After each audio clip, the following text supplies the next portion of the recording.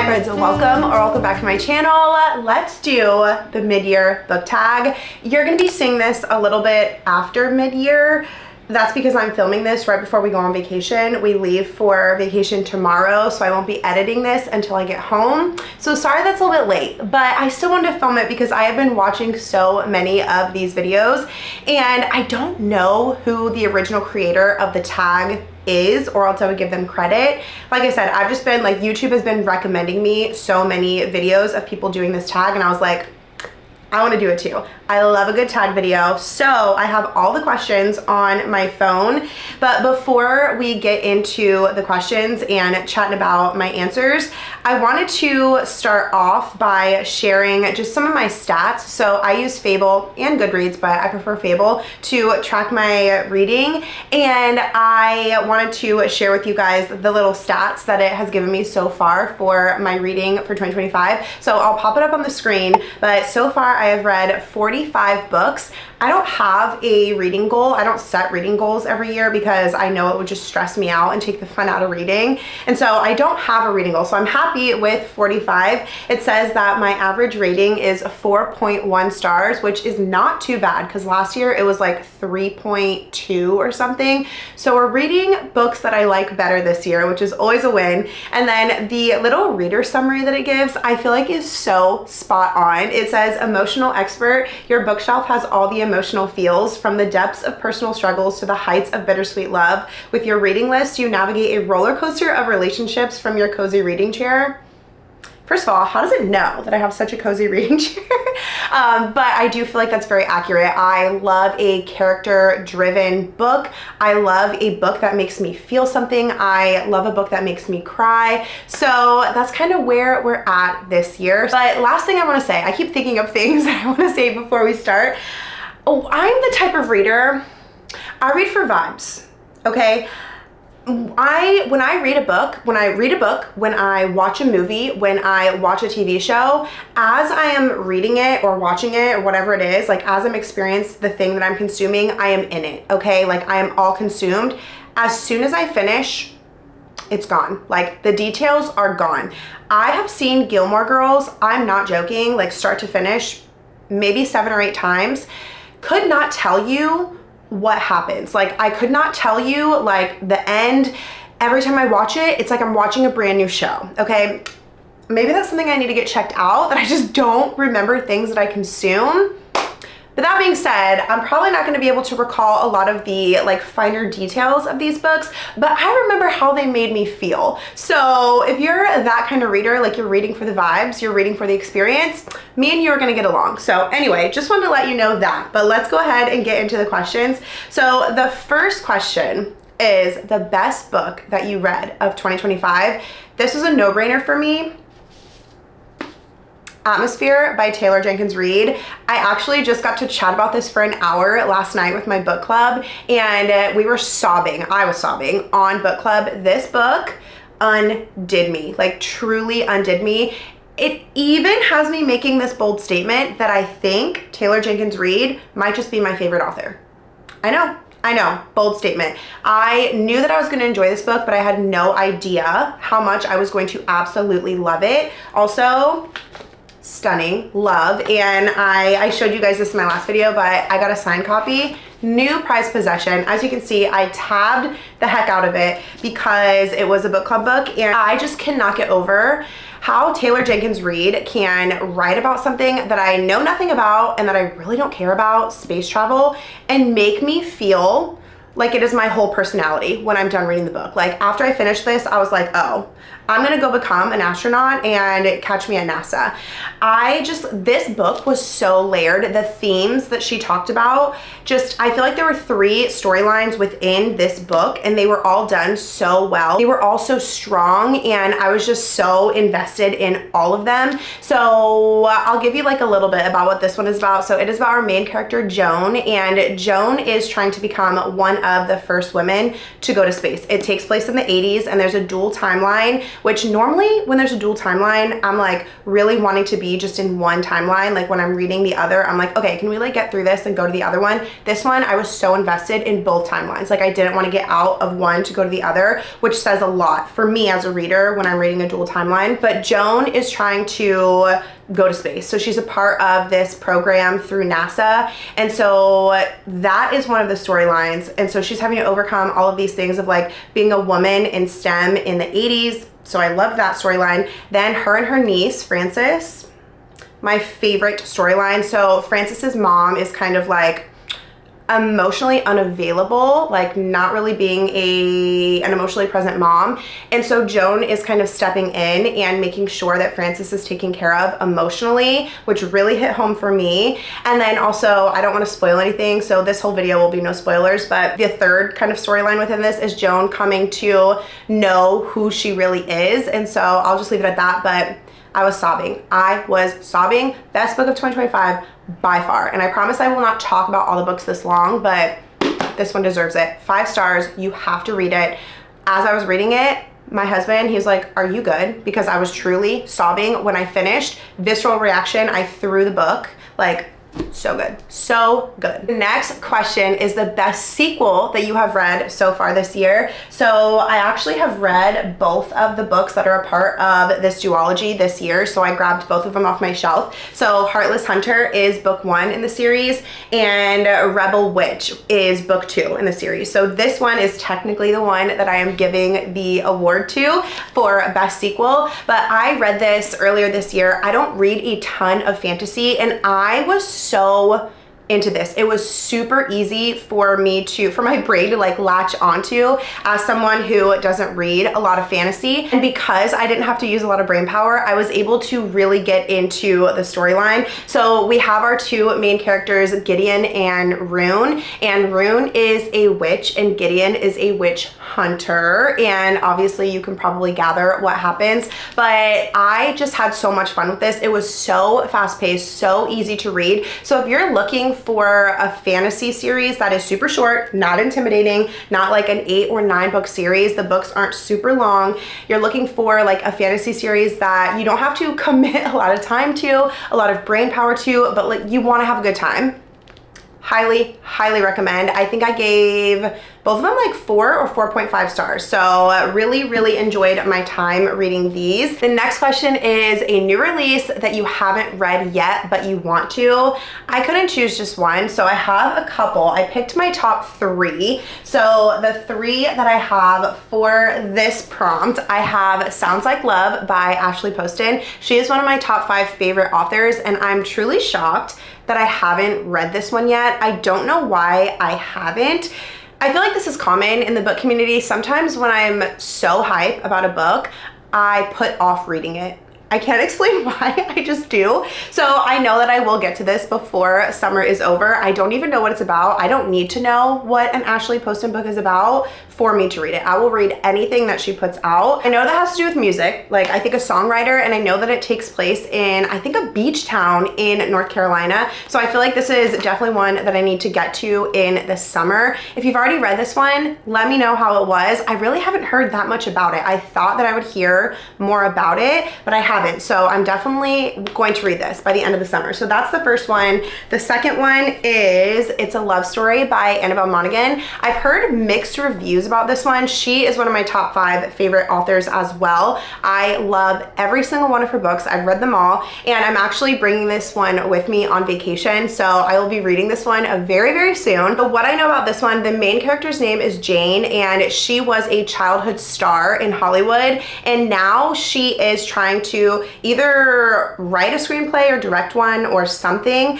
And I know that in the show that she was in when she was a kid, she was kind of like the butt of all the jokes, and I think that like followed her into adulthood. So that's all I know, and that's all I want to know. But I am so excited to bring this one on vacation and read it. So I will be reporting back soon on how this one went, but I've been saving it for vacation, which is why I haven't read it yet, because it came out I think in late May. So this one is one that I'm wanting to get to soon. And then the third new release that I'm so excited to get to is My Friends by Frederick Beckman.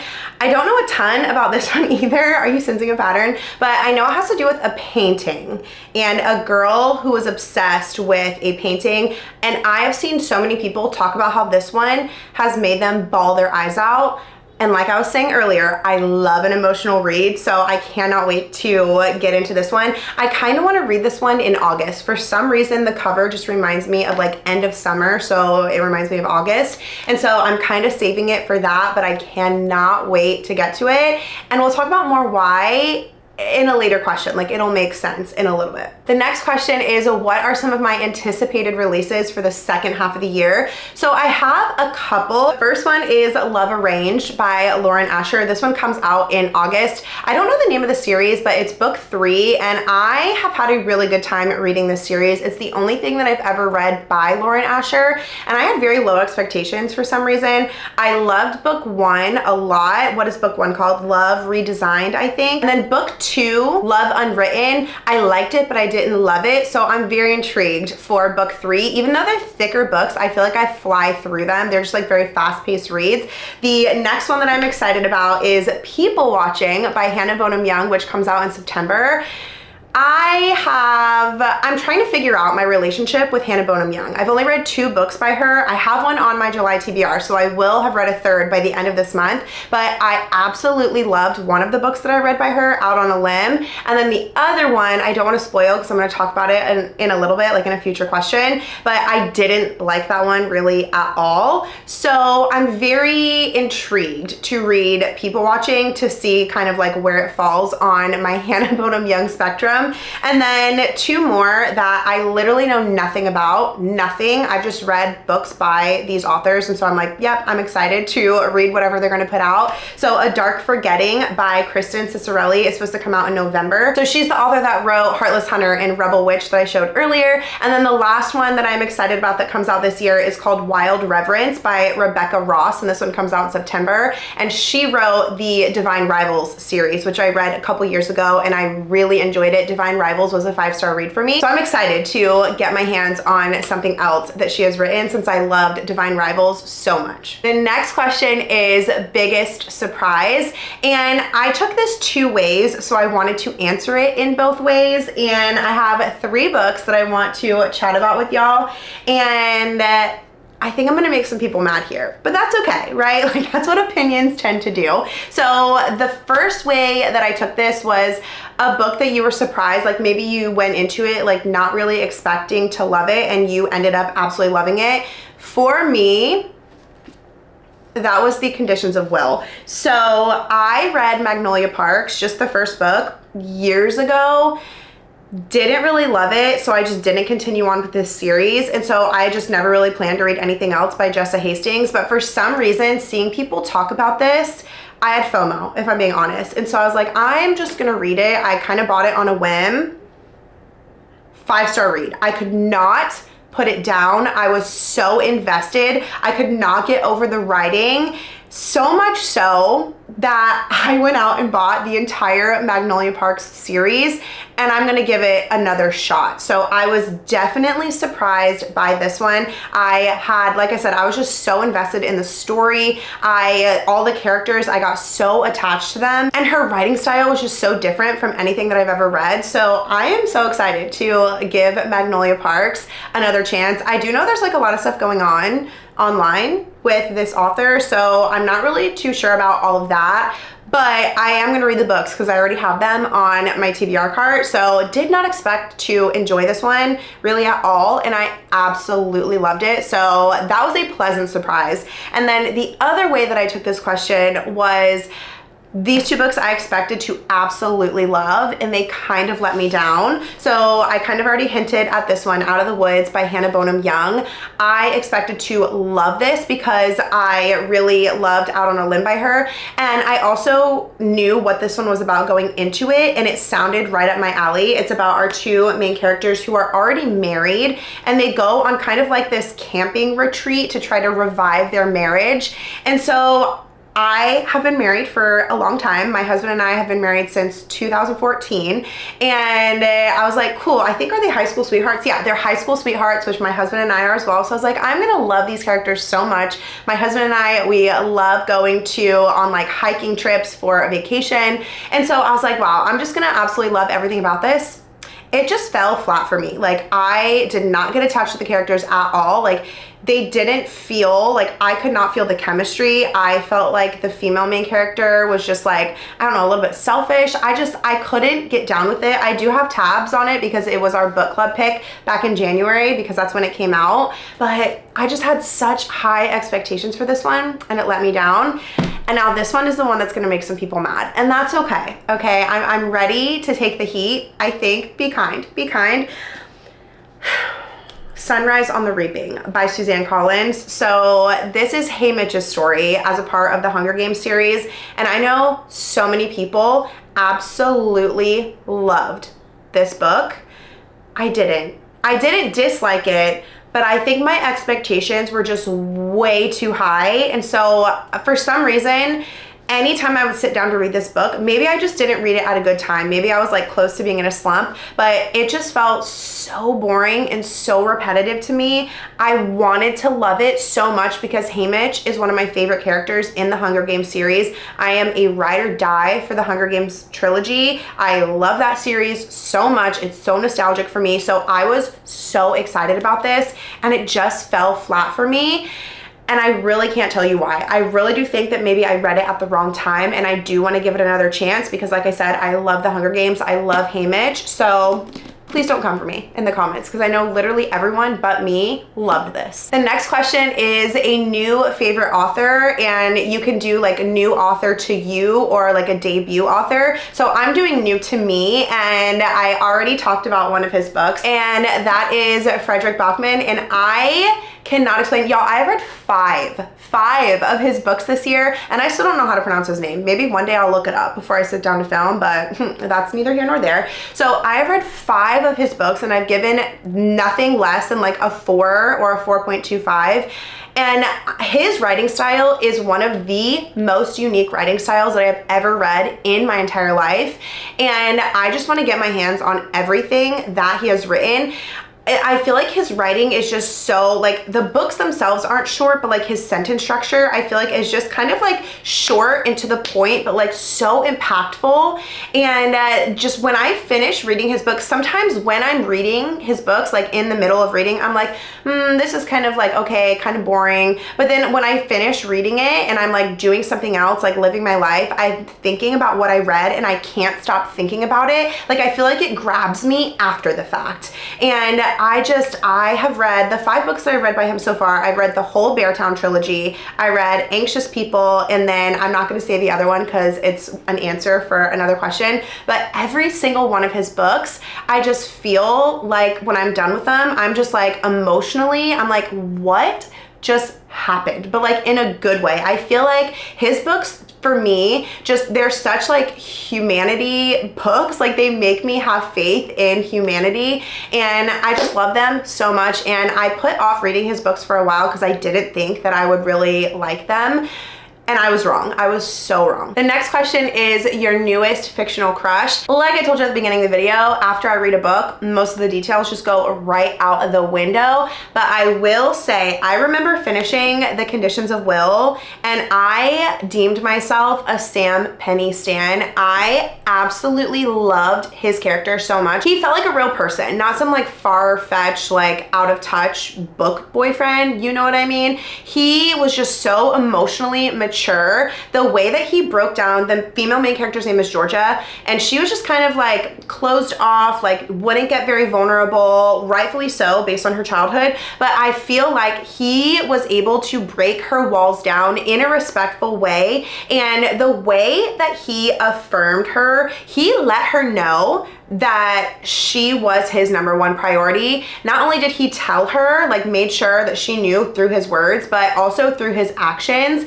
And I don't know, he was just such a vibe. As soon as I finished the book, I was like, Yeah, Sam Penny for life. Sam Penny for life. So that is my newest fictional crush. The next question is a book that made you cry. Now, I'm gonna be so for real. I don't cry that much when I read books. I like books that make me cry. I want to cry when I read books, but it takes a lot to make me cry. I mean, less so since I've become a mom. My daughter's 2 now, and I feel like since becoming a mom, I do cry more. Like, I'm just more like, I don't know, I'm more emotional. But I've only read 2 books this year that have made me like actually cry.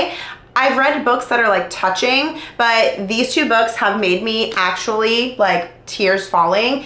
I'll show you this one first. A Man Called Uwe, I think is how you pronounce it. And it's by Frederick Buckman. And this book really just tugged at my heartstrings. It's about an older gentleman and he lost his wife and he's basically just grieving. And I think that this one made me cry because it hit so close to home. We lost my grandma last year in November. And so I've kind of been almost like an emotional caretaker for my granddad because him and I are really close. And so just reading this and getting like kind of a small perspective of like what my granddad is feeling and going through just really, really hit home for me. But we get to watch Uwe just kind of not come out of the grief, because I don't think you ever really come out of grief, but just navigate it in a way where I don't even think he's excited to live life again, but like he has a reason to live again. Like, I don't want to spoil anything, but he gets new neighbors and they kind of form a relationship. And it's just such a beautiful, like I said, like very humanity, like gave me faith in humanity, made me emotional. I definitely had tears flowing. I wasn't like sobbing, but like I was choked up. You know what I mean? So this book, it doesn't sound that interesting, but I'm telling you, if you want something that's going to tug at your heartstrings, you have to read this one. And it's not even that long. I listened to it on audio and it was so heartwarming. And then I already told you guys about this one. Atmosphere, I was truly sobbing, tears rolling down, and not just that one part, like 4 or 5 times. Like, I was very unwell when I was reading this book, and I know for a fact that this book is going to live in my brain forever, which books do not tend to do, but this one sure is going to do that. So those are the books that made me cry. And then the next question is books that made you happy. So I couldn't choose one, so I chose 3, and these books, when I was reading them, I actually was like smiling as I was reading the books, like literally smiling at words on paper in a room by myself. They just made me giddy. They made me just like, you know, giggling, kicking my feet, that whole thing. So absolutely loved all 3 of these. So the first one is The Love of My Afterlife. I read this back in February, and I remember when I finished it, I gave it 4.5 stars, but I've since bumped it up to 5 stars because I can't stop thinking about it. Like, I still remember the names of the characters. I remember the plot. It's such a unique plot. So our main character, Delphi, I don't want to give anything away, so let me see. Okay. Okay. She dies and goes to the afterlife, right? And then she ends up meeting a guy up there who she like has a spark with, but he doesn't actually die. So he ends up coming back to Earth, and like him being in the afterlife is kind of a mistake. And so she has a challenge if she can find him, and it's either like 5 or 7 days, like down on Earth, she can then like stay on Earth. And it is just like such a quirky, funny story, and it's just a silly, goofy time. And I had so much fun reading this one. I read half of it and then I listened to half of it, and it was just like, I don't know, I was laughing out loud. And also on the back, it has blurbs by some of my favorite authors. So Ashley Poston and then Sophie Cousins, I love them. And then Carly Fortune also has a blurb on the back. So I love this one. I had such a happy, good time reading it. And then speaking of Sophie Cousins, her book, The Good Part, I've read this book by her and then Is She Really Going Out With Him? And both of them made me just so happy, so giddy, but this one a little bit more. This year is my first time reading anything by her, and I listened to both of them on audio. They were kind of like palate cleanser reads for me. And you know how a lot of like fluffy romances, you don't ever think about them again? I don't know, her books just left me smiling, and I would actually think about them when they were over. This one also has a very kind of unique plot. The main character, Lucy, kind of like skips ahead to the good part of her life. So she's 26 when it happens, and then she finds this like wishing machine, wants to skip ahead to the good part of her life. So she does that, and she's in the good part of her life, like experiencing it. And I don't want to spoil anything, so I won't say anything else. It was a short, fun read, and I just remember feeling so giddy when I was reading reading it. And then the last one is Beg, Borrow, or Steal by Sarah Adams. This one came out way back in January, and I just remember when I was reading about Emily and Jack. See, if I can remember character names without looking, you know I enjoyed the book. But Emily and Jack, and now I'm like, wait, is that even their names? Yeah.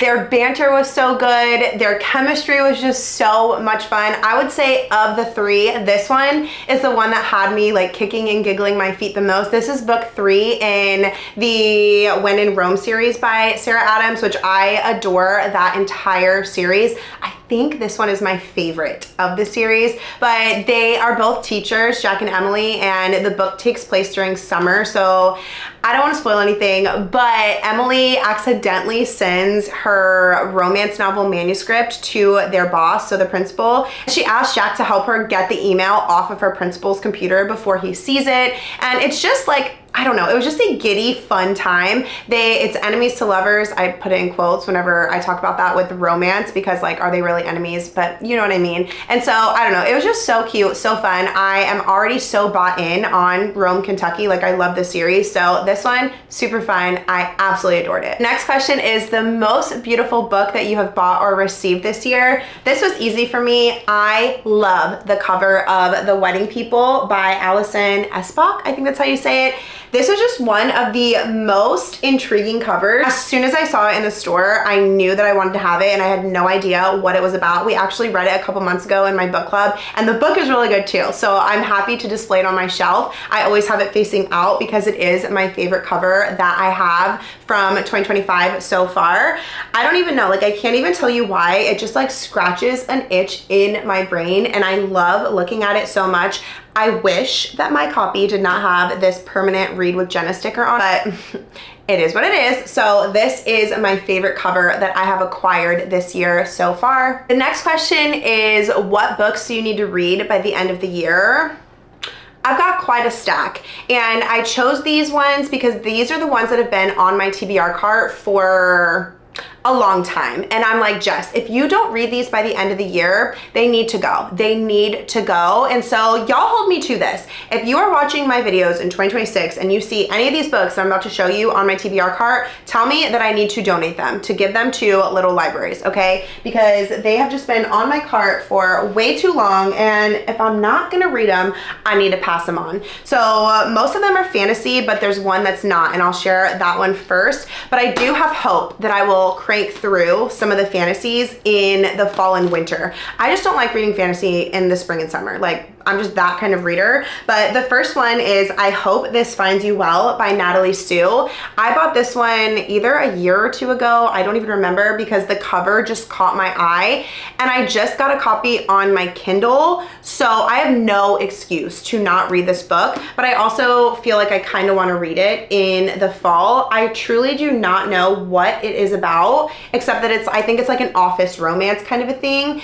And it has blurbs by authors that I love, like Ashley Poston, Elle Cosimano, so she writes the Finlay Donovan series. And then on the front, there's one by Shelby Van Pelt, the author of Remarkably Bright Creatures, which I adored that book. So this one, if I don't get to it by the end of the year, it's gotta go. And then the rest of these are fantasy and sci-fi. So Hail Mary, Project Hail Mary, right? Yeah, Project Hail Mary by Andy Weir. I wanna read this one because number one, it's been on my TBR cart forever. And also, I think it's about to become a show or a movie or something. And also, I have never heard a single bad review of this book. So I feel like I need to just get over myself that I'm like a little bit scared of sci-fi and give it a go. So I actually just got this one on my Kindle as well. So I don't have an excuse. I will read this by the end of the year. Mark my words, mark my words. And then these ones are, well, this one's not fantasy either. This is kind of like dystopian. So I started the Scythe series last year. I read book 1, and I don't know why I have not completed the series. There's only 2 more books in the series that I know of, and so I only pulled the second one in the series, but the third one is over on my TBR cart, and I just really want to finish this series. I really enjoyed Scythe, so there's no reason for me to not continue the series, and I feel like the longer I wait, to read books 2 and 3, the more I'm gonna forget about book 1. So I really need to get on the ball. I think just them being kind of like thicker, and honestly, I don't love the covers, so I'm not drawn to them when I'm choosing my TBRs, but I really, really need to just get over it and read them, because I really did enjoy book 1. I think I gave it like 4.25 or 4.5, but I think they're YA, and it's kind of like dystopian. It's where the world is overpopulated, and they have these people called scythes that get to basically people in order to keep the world from getting overpopulated, because in this world people don't die anymore. Like there's no sickness, like stuff like that. So that's basically the premise. It's very, very interesting, but I need to get on the ball and read books 2 and 3. And then same thing, this is another one. It's a series that I started, I think 2 years ago. I don't even remember what the first book is called. What is it called? The Serpents and the Wings of the Night, or no, The Serpents, I always get this title wrong. The Serpents and the Wings of Night, and I enjoyed it. It's like the vampire Hunger Games-y book, if you've never heard of it. And the same thing, I have books 2 and 3 on my TBR cart, and I really enjoyed book 1. I don't know why I haven't picked up books 2 and 3. I think I got really burned out on series because I read all of Throne of Glass, I think last year. And so I was just like, okay, I need to step back from series. So thankfully these are only like trilogies. They only have like a couple of books in them, so they won't take me like 6 months like Throne of Glass. But I just want to finish these 2 series by the end of the year, or else I'm just gonna get rid of them. Like truly, hold me to that, y'all, hold me to that. The next one is one that has been on my cart for a while, and I'm just intimidated by it. That's why I put it off. But it is When the Moon Hatched. I think I've read like 25% of it, and I was just so confused.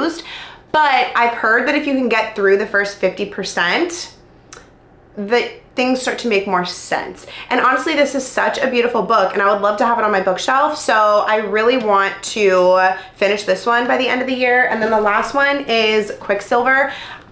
I've heard mixed reviews about this one, but it's been on my shelf for so long, and I have it on my Kindle, so I'm like, girly, just read it. But I think also too, fantasies just scare me because of how thick they are. So this one, if I haven't read it by the end of the year, it's going, it's going. The next question is, how many 5-star reads have you had this year? And I have had 7, which I feel like is pretty good out of the 45 books that I've read. So I'll put a picture of all of my 5-star reads up on the screen. My 5-star reads so far this year: The Love of My Afterlife, The Favorites, A Man Called Uwe, Promise Me Sunshine, Same Time Next Summer, The Conditions of Will, and Atmosphere. Absolutely loved all of these books. I still think about all of them to this day. So those are my 5-star reads of 2025 so far. Imagine if I get 7 more and I have 14 new 5-star reads by the end of this year. That would be incredible. That would be incredible, because I did not have a lot of 5-star reads last year, let me tell you. The next question is, what books do you want to reread this year?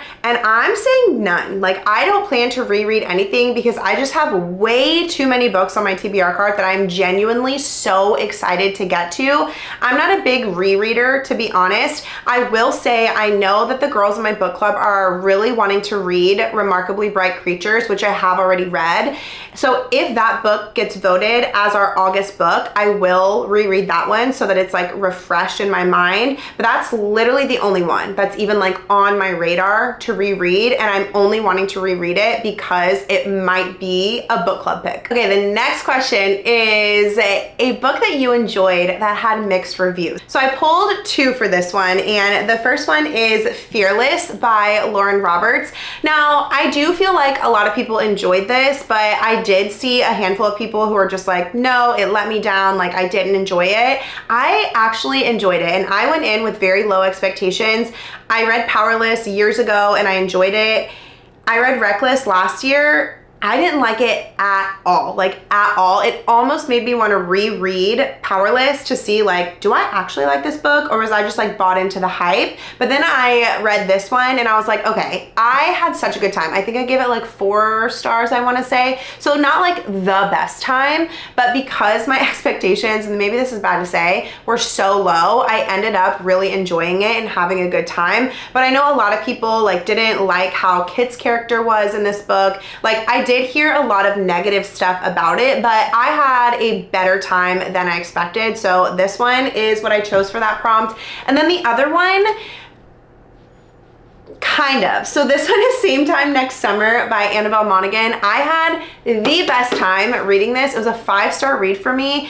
And I feel like on Goodreads, it had like 3 point something. So I went into it, I was like, is this not gonna be a good one? Because I feel like all of her other books have like 4 and above on Goodreads, which I know that Goodreads reviews, like you can't go based just off of that. I was just shocked to see this one be under 4 stars because all of her other ones are so high. So apparently not everybody loves this one, either in general or in comparison to her other books, but it was one of my favorites of hers and I truly had such an incredible time. I read this one not that long ago and I feel like it's such a good book to read as spring kind of transitions into summer. The vibes were so good and I just had a really good time. And then our last question is 5-star predictions for the rest of the year. I didn't know if I was supposed to choose new releases, but I didn't have any 5-star new release predictions. So I just went with books that are on my TBR cart that I'm planning to read by the end of the year that I think are going to be 5 stars, and I have 3 of them.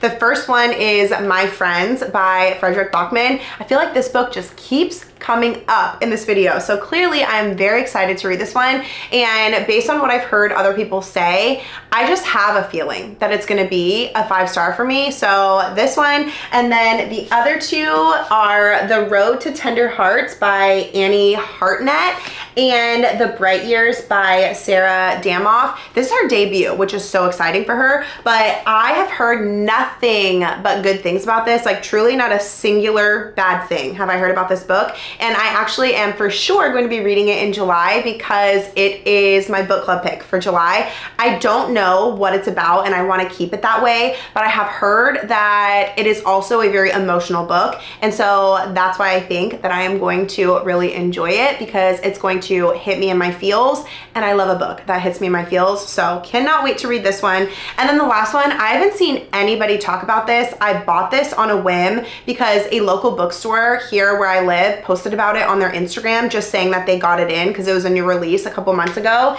And number one, I love the cover. I love the colors, but what I know about it is there's an old man who goes on a cross-country road trip. And I don't know why, I just think this is gonna be a 5-star for me. So let's read what this one is about together. It says, a darkly comic and warm-hearted novel about an old man on a cross-country mission to reunite with his high school crush.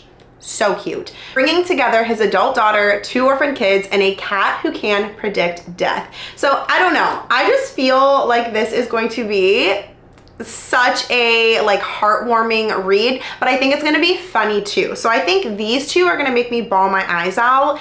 I think this one is gonna make me like tear up, but also laugh a lot. So I'm excited to get to these 3 this year, and I think that they might just be 5-star reads. So those are all the questions for the mid-year book tag. Thank you guys so much for watching and hanging out with me. I love you so much, and I hope you have the best day ever.